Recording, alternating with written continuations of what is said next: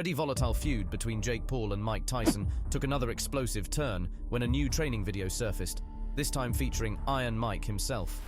The video, released by Tyson's camp, showcased the legendary fighter hitting the mitts with impressive speed and power, a testament to his dedication despite his age. However, the internet's reaction was divided. Fans of Tyson were heartened, seeing glimpses of the ferocious fighter he once was. But for Jake Paul, it was an opportunity to stir the pot once again. In a now viral tweet, Paul posted a side-by-side comparison of himself and Tyson from their respective training videos. His caption read, "Looks like someone finally hired a decent cameraman. Still slow motion though. July 20th co." Day 3, Mikey, your hands can't hit what your eyes can't see. Woo. The tweet was met with immediate backlash. Critics slammed Paul for his disrespect, accusing him of diminishing Tyson's efforts. Former champions came to Tyson's defense, reminding Paul of the respect one owes a legend like Tyson. But Paul, ever the master of social media manipulation, remained unfazed. In a follow-up video, he addressed the controversy directly. "Look," he said, "I respect what Mike Tyson has accomplished. He's a legend, no doubt about it. But this is 2024, not 1986. Father Time is undefeated, and it's caught up with him. Those fancy camera angles can't hide the fact that he's slow, predictable, and way past his prime." Paul's comments sparked outrage, but they also achieved their intended effect. They kept the fight in the headlines, fueled the narrative of a disrespectful young upstart challenging a fading legend. Whether it was a genuine assessment or a calculated insult, it undeniably got under Tyson's skin. Tyson's response was swift and brutal. He released a new video, this one devoid of fancy editing or camera tricks. It was raw, unadulterated training footage. Tyson hitting the heavy bag with bone-crunching power, sweat dripping from his brow. The only sounds were the thud of punches and Tyson's guttural growl. There were no captions, no taunts, just a silent message. Mike Tyson was ready, and he wasn't taking Paul's disrespect lightly. The internet went silent, the bravado of Paul's earlier tweet replaced by a sense of foreboding. The fight, already brimming with intrigue, now had an added layer of tension.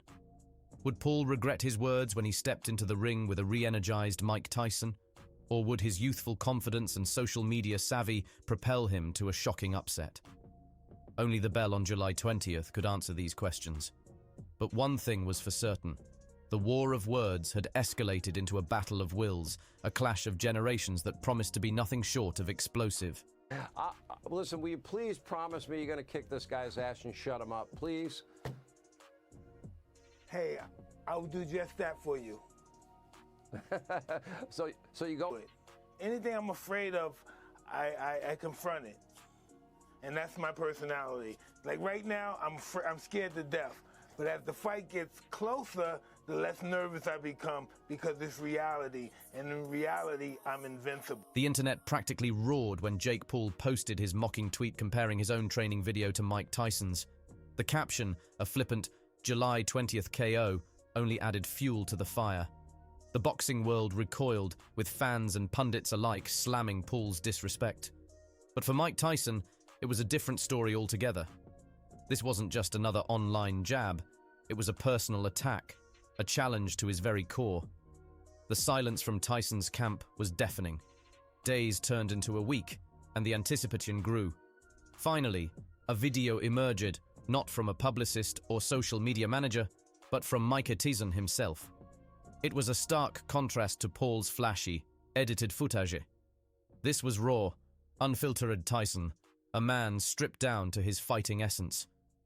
Sweat streamed down his face as he unleashed a barrage of punches on the heavy bag, each blow echoing with a primal fury.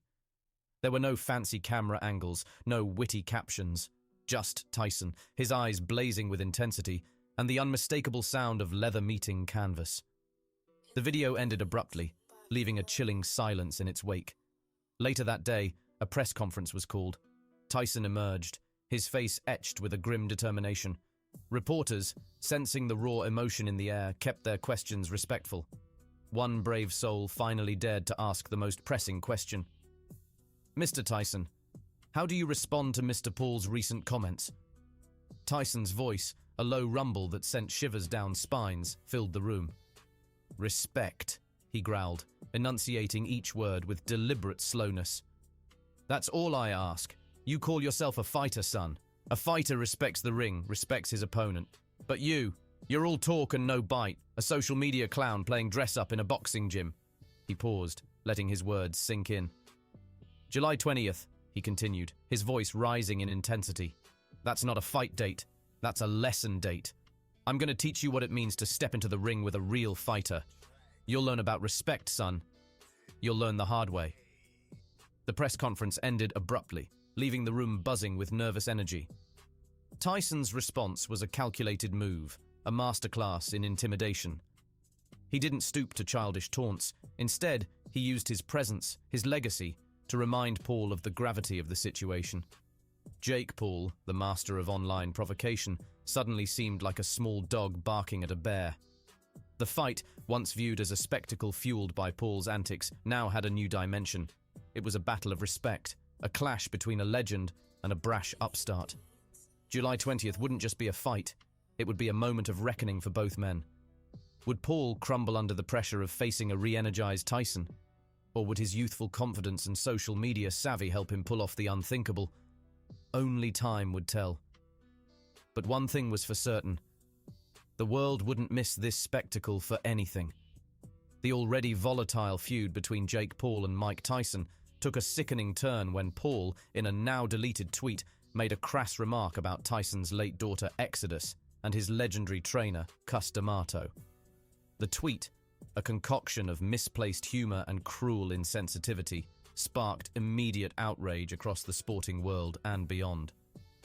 Mike Tyson versus bedtime, the tweet read, accompanied by a meme referencing Exodus's tragic death.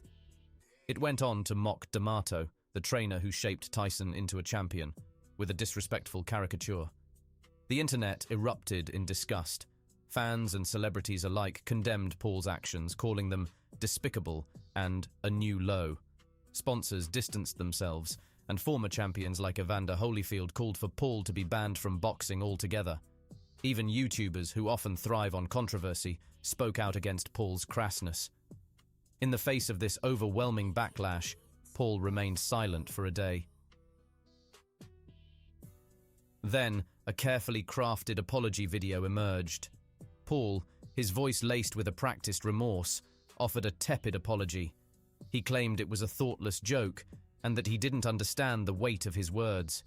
However, the apology rang hollow for many. The damage was done. The line between trash talk and sickening disrespect had been crossed. Meanwhile, Mike Tyson himself remained uncharacteristically silent. No social media tirades, no press conferences. Just a chilling silence that spoke volumes. Those close to Tyson revealed a deep pain, a hurt that transcended the usual pre-fight banter. The boxing world watched with bated breath. Would the fight even happen? Could Tyson, still grieving the loss of his daughter, step into the ring against the man who had so blatantly disrespected him and his legacy? Days turned into weeks, and the fight's future remained shrouded in uncertainty. Sponsors remained wary, and the public outcry against Paul showed no signs of abating. Finally, a statement emerged from Tyson's camp. The fight was on. Mr. Tyson has decided to move forward with the fight, the statement read. This isn't about revenge, it's about redemption. Mr. Tyson will step into the ring and defend the legacy of his daughter and his trainer with dignity and honor. On July 20th, Jake Paul will face the consequences of his actions. The announcement sent a jolt through the boxing world. The fight, now more than just a sporting event, had become a symbolic clash. It was a fight for respect, for the memory of a lost child, and for the legacy of a boxing legend. The atmosphere surrounding the fight crackled with a different kind of tension, a tension born out of sadness, anger, and a deep yearning for justice. Stop. Please, Dude. stop. Dude. Yo. Help him up. What? The already explosive feud between Jake Paul and Mike Tyson took a dramatic turn when Tyson's legal team announced a lawsuit against the YouTuber turned boxer. This came just days after Paul's now-deleted tweet, a disgusting remark about Tyson's late daughter Exodus and his legendary trainer, Cus D'Amato. The lawsuit, filed in a Nevada court, cited emotional distress, defamation of character, and intentional infliction of emotional suffering. It detailed the pain and outrage Paul's comments caused Tyson and his family. "This isn't just about boxing anymore," a resolute Mike Tyson declared in a press conference. "This is about basic human decency. No one deserves to have their pain mocked, especially not for the sake of cheap publicity." Tyson's voice, usually a low rumbler, trembled with emotion as he spoke. He spoke of the loss of his daughter, a wound that never fully healed, and how Paul's insensitive comment ripped it open once more. He spoke of Cus D'Amato, not just as a trainer but as a father figure who instilled in him values of respect and discipline. The lawsuit sent shockwaves through the boxing world. Many saw it as a bold move, a legal punch aimed at holding Paul accountable for his actions. Others questioned the effectiveness of a lawsuit against a social media personality known for thriving on controversy. "He wants attention," some argued. "This lawsuit is just another way for him to stay in the headlines." But Tyson's legal team maintained a different stance. "This isn't about money," a spokesperson for Tyson stated. "It's about sending a message. There are lines that shouldn't be crossed, and Mr. Paul crossed them spectacularly." Meanwhile, Jake Paul remained characteristically silent. His social media accounts, once a constant stream of braggadocio, went quiet.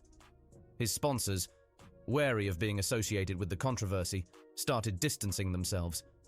The internet, once abuzz with pre-fight hype, turned on Paul with a vengeance. The fight itself, originally scheduled for July 20th, was put on hold as the legal battle unfolded. The Boxing Commission, under immense public pressure, launched its own investigation into Paul's conduct. The lawsuit, along with the potential repercussions from the Boxing Commission, cast a long shadow over Paul's career.